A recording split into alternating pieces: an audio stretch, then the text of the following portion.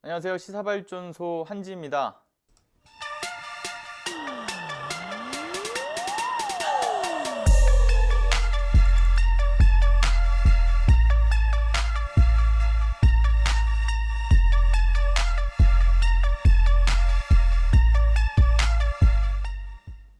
(12월 10일) 검찰이 김봉현 전 스타모빌리티 회장의 가족을 대상으로 한 강제 수사에 나섰다라고 합니다.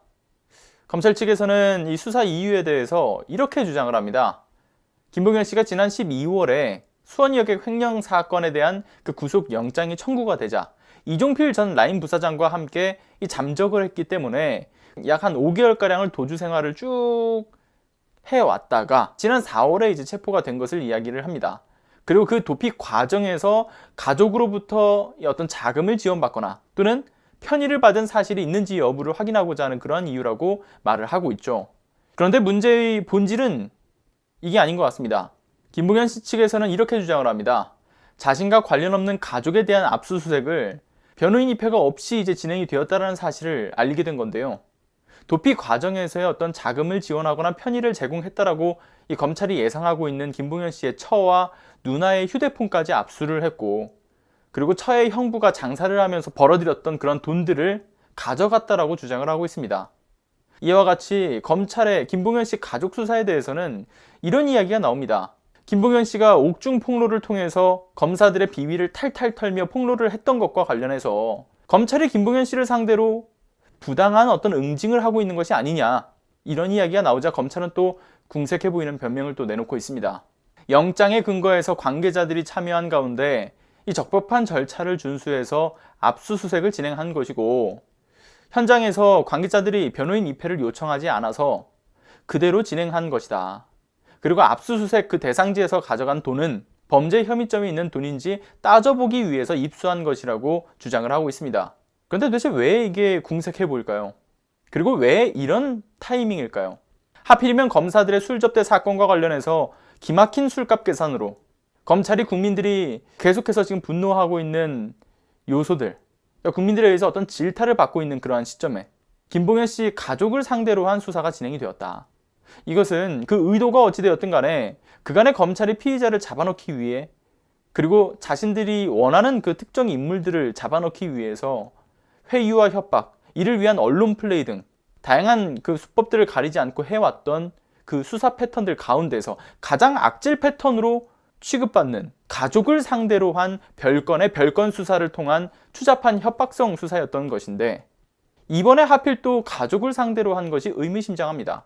참고로 말하자면 검찰은 검사 술접대 사건에 있어서 향응을 제공받은 이 검사 3인 중에서 나이업 검사를 제외하고는 불기소 처분을 내렸다라고 제가 전해드렸죠. 그 사유는 오후 11시를 기점으로 해서 술값을 계산했기 때문이라는 계산 방식을 내놓고 있는데, 다시 한번 좀 전달을 드리겠습니다. 술접대 비용은 총 536만 원으로 확인이 되는데, 11시 이전에 귀가한 그 검사 2인은 11시 이전에 술접대 그 비용들을 판단해 보면 총 481만 원. 당시 술접대를 5명에서 받았다. 김봉현 전 회장, 이주영 변호사, 그리고 검사 3인까지 n분의 1로 나누어 보면 26만 2천 원 정도이기 때문에 1회 100만 원 이상의 향응수수 금액이 아니다. 그래서 김영란법 그 형사처벌 대상으로 삼기에는 어렵다라고 검찰 측에서는 얘기하고 있습니다. 이처럼 기가 막힌 검찰 측 계산 방법에 대해서 국민들은 분노를 하고 있죠. 그 포인트는 어제도 또 말씀을 드렸지만 추가적으로 좀 몇 가지를 더 짚어볼까 합니다. 일단 첫 번째, 누군가가 금품을 제공했을 때 그 금품에 대한 소유권은 제공받은 자에게 넘어가게 됩니다. 그러니까 금품을 제공한 자와 제공을 받은 자가 똑같이 n분의 1을 해서 금액을 반으로 나누어 가지고 형사처벌 대상 여부를 보통 논하지는 않겠죠. 그러니까 더 쉽게 말하자면 상식적으로 제공한 사람과 제공받은 사람이라면 받은 사람만 금품을 제공받은 혐의로 처벌을 받습니다. 제공한 사람이 제공받았다라고 하진 않잖아요. 그러니까 제공한 사람은 제공을 한 혐의를 받는 건데, 그렇다면 이 향응이라고 하는 것은 어떨까요? 검찰 측의 논리는 향응의 서비스를 현장에 있는 사람들이 모두 다 같이 나누어 가졌으니 그 비용도 나누어 계산해야 된다, 이런 주장인 겁니다. 과연 그럴까요? 중요한 것은 향응을 제공한 김봉현 전 회장을 n분의 1에 포함시킨다라는 거. 이건 곰곰이 생각을 해보더라도 매우 황당해 보이는 그러한 계산법이라는 것은 저만 느끼는 것은 아닐 겁니다. 향응을 제공한 자는 상식적으로도 이 계산법에서 제외되어야 하는 게 맞는 거고, 그렇게 제외를 한다라고 하면 밴드라든가 접객에 대한 그런 계산을 오후 11시 이전이냐 혹은 오후 11시 이후냐, 이거는 논할 가치조차 없는 부분이죠. 무조건 인당 100만 원 이상의 향응을 제공받은 게 되는 겁니다. 일단 검찰은 이에 대해서 어떤 법리 해석으로 이 향응을 제공한 사람조차도 받은 사람으로 계산을 하는 것인지 그 해석을 명확히 내놔야 될 겁니다. 그리고 두 번째, 김봉현 씨 측에서는 이렇게 주장합니다. 여성 접객원에게 서비스를 제공받은 것은 자신과 이주영 변호사를 제외한 나머지 검사 3인뿐이었더라고요. 그리고 이미 술접대 사건을 조사하는 그 과정 속에서 검찰은 그 검사 3인만이 각 한 50만 원씩에 이르는 여성 접대를 받은 그 증거를 찾았다라고 하죠. 그렇다면 그 증거를 찾은 검찰은 도대체 왜 그 계산 방식에 이걸 쏙 빼놓은 걸까요? 그 의도가 매우 의심스럽죠.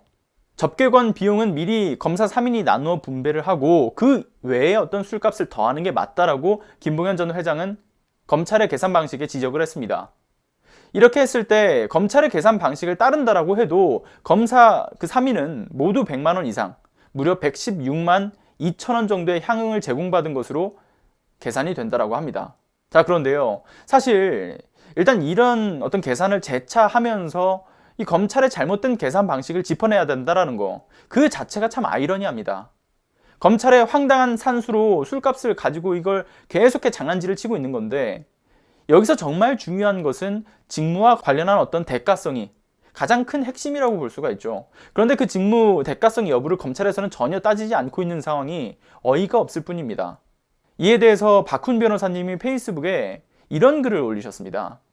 술자리를 제안한 이주영 변호사가 검사 3인을 소개하면서 했던 말은 라임 수사팀에 합류할 검사들이라는 건데, 실제로 나이엽 검사가 라임 사건의 수사팀장이 되었다.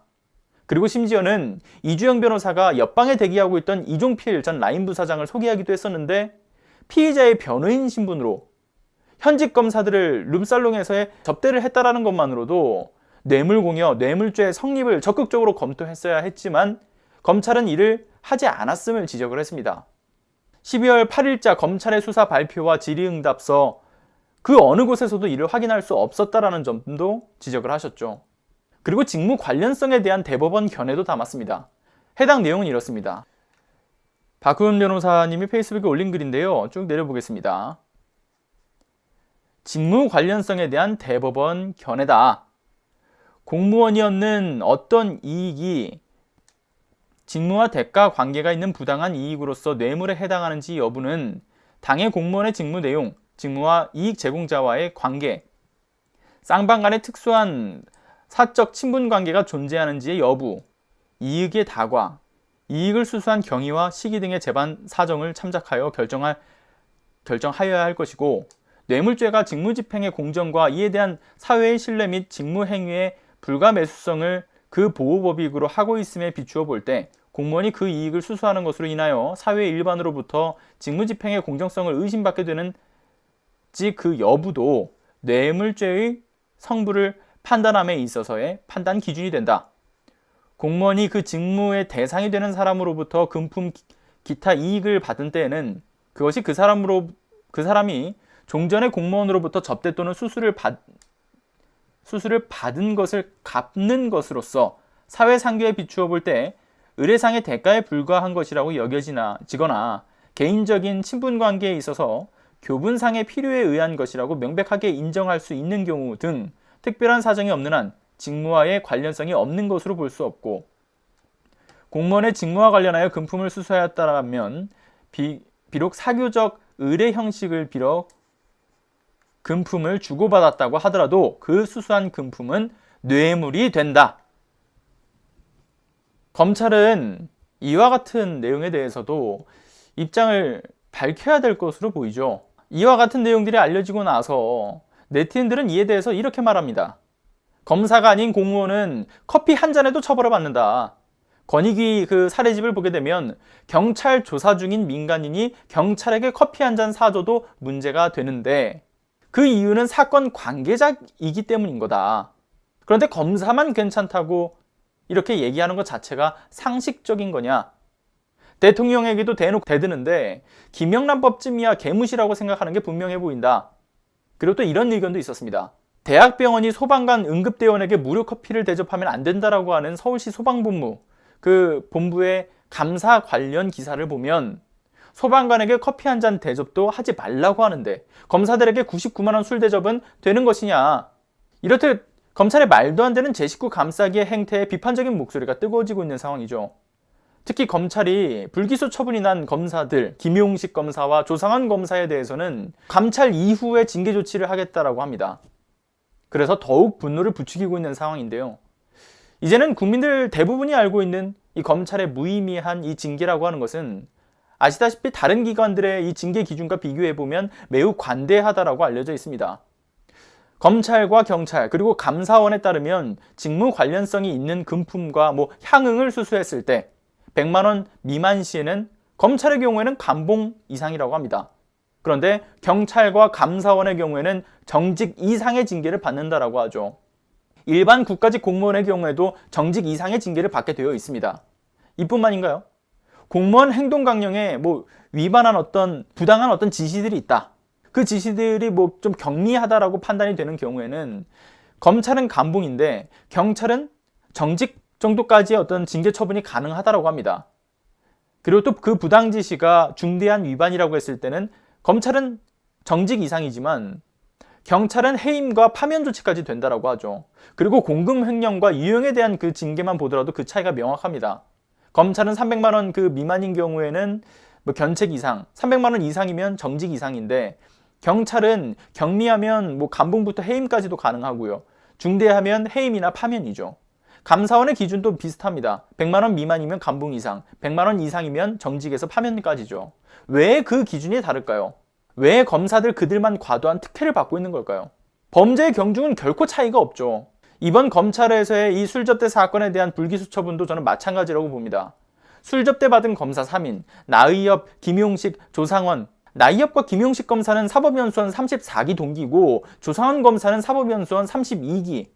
그러니까 그들에게 있어서 조상원 대선배님은 일단 먼저 쏙 빼놓고 나의엽과 김용식이 가위바위보 한 게 아닌가, 그런 합리적 의심이 드는 거죠.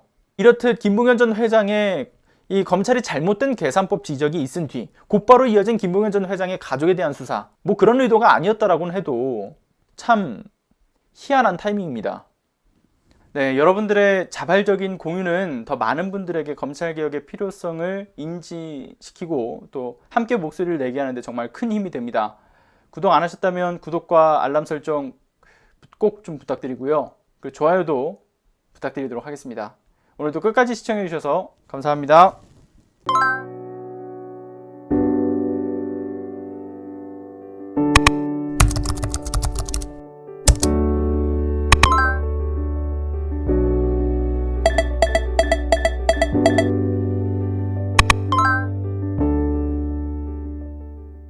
안녕하세요. 시사발전소 소장 한지입니다. 시사발전소는 진실을 찾는 민주언론으로서의 역할을 다하기 위해서 다양한 방법으로 활동을 이어나가고 있습니다.